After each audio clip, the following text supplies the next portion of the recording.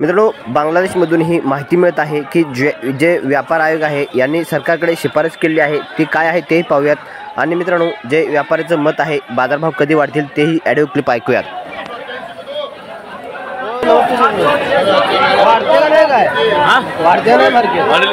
कधी मध्ये तुम्ही काय म्हणतो वाढत नाही म्हणजे मार्केट पडलं की बरोबर आहे, आता वाढेल नाही, पाऊस चांगला झाला आहे, नवीन माल येण्याचं जरा मराला आलं तिथे वाढेल म्हणता आता पुढच्या महिन्यात ऑक्टोबर होय ऑक्टोबरमध्ये वाढेल। मित्रांनो, ही ऑडिओ क्लिप आपण जो लाईव्ह कांदा बाजार दाखवत असताना त्यामध्ये आपण हा व्हिडिओ जो आहे तो घेतला होता, पण बऱ्याच शेतकऱ्यांपर्यंत हा व्हिडिओ पोहोचला नव्हता। त्यासाठी आपण याची व्हिडिओ क्लिप जी आहे ती कॉपी करून आपल्यापर्यंत पोहोचवण्याचा प्रयत्न केला। मित्रांनो, यांचं नाव आहे युजी म्हणून व्यापारी आहेत, बरेच दिवसापासून यांचा खरेदीदार आहेत, हे त्यांना चांगला अनुभव आहे। यांच्या माहितीनुसार मित्रांनो, ऑक्टोबर महिन्यामध्ये बाजारभाव वाढण्याची शक्यता आहे, कारण मित्रांनो पाऊस हा भरपूर प्रमाणात झाल्यामुळे कांद्याचे नुकसान जे आहे ते झालेलं आहे असं यांचं मत आहे आणि ऑक्टोबर महिन्यामध्ये बाजारभाव वाढतील। मित्रांनो, आता पाहूयात जे बांगलादेश व्यापार आणि शुल्क आयोगाने शिफारस केल्या आहेत त्या शिफारसी काय आहेत याविषयी आपण थोडक्यात माहिती जाणून घेऊयात। मित्रांनो, कांदा आयाती संदर्भात हे एक व्यापाऱ्यांनी एक शिफारस केली आहे, शिफारस पत्र आहे, त्याचे आपण स्क्रीनशॉट काढून आपल्यापर्यंत दाखवण्याचा प्रयत्न केला आहे। मित्रांनो, पाहूयात अशा आयातीवर सीमाशुल्क आणि करामध्ये सूट देण्याची सूचना ही आयोगाने केली आहे। त्याचप्रमाणे कांद्याची किंमत प्रति किलो 90 रुपयांपेक्षा जास्त असल्यास आयात शुल्कात सूट देऊन त्यांचे आयात करण्यास परवानगी देण्याचा प्रस्ताव हा आयोगाने मांडलेला आहे। मित्रांनो, आयात शुल्क असताना जर कांद्याचे बाजारभाव वाढल्यानंतर म्हणजे प्रति किलो 90 रुपये झाल्यानंतर त्याचा जो आयात आहे म्हणजेच कांद्याचे आयात जे आहे ते त्यासाठी करामध्ये सूट देऊन आयात केला पाहिजे आणि व्यापाऱ्यांना जे आहे ते प्रोत्साहन दिलं पाहिजे असं व्यापारी आयोगाने म्हटलेलं आहे। मित्रांनो, पुढे काय आहे ते आपण पाहणार आहोत आणि याची परवानगी आहे ते लवकरात लवकर देण्याचं असं द्यावी असे व्यापाऱ्यांनी शिफारस केली आहे।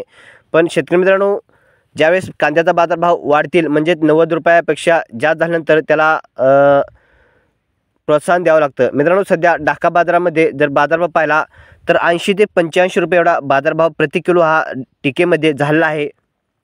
म्हणजे मित्रांनो, 90 टिकेपर्यंत जर बाजारभाव पोचला तर व्यापाऱ्यांना सरकारने प्रोत्साहन द्यावं लागेल, करामध्ये सूट देऊन त्यामध्ये आयात करण्यासाठी प्रोत्साहन द्यावे असं व्यापारी सशुल्क विभागाचं पत्र आहे।